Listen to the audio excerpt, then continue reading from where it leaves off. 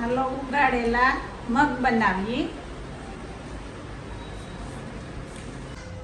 3 પાવડા તેલ મૂક્યું.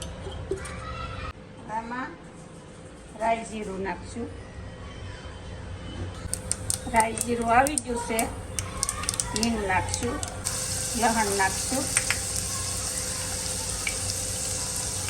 કાંદા નાખશું,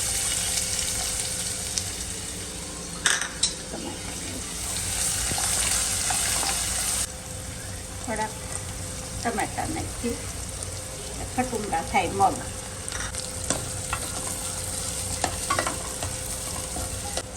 નિમક નાખશું, હળદર નાખશું, ધાણા જીરું નાખશું.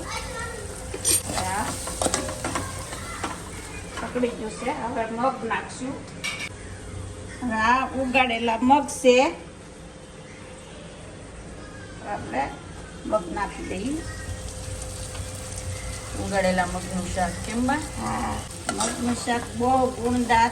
મગ ગુણદાર એટલે એકેય શાક ગુણદાર નથી ને એમાં ઉગાડેલા છે એટલે ઓર મજા આવે ખાવાની.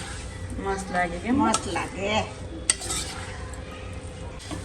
ઉગાડેલા મગ તો આપણે બાફીને ખાઈએ ને તોય બહુ સારા ગુણદાર.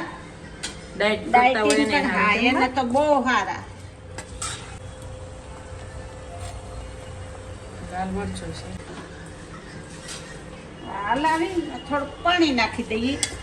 પછી ને 5 મિનિટ બા સડવા દે.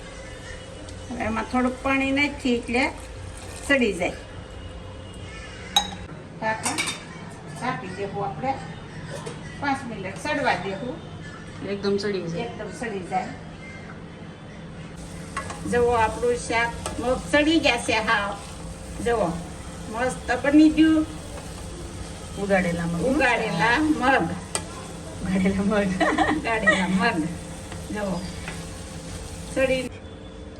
હવે આપણું શાક થઈ ગયું છે. હવે આમાં લીંબુ નાખશું ને ધાણા નાખશું.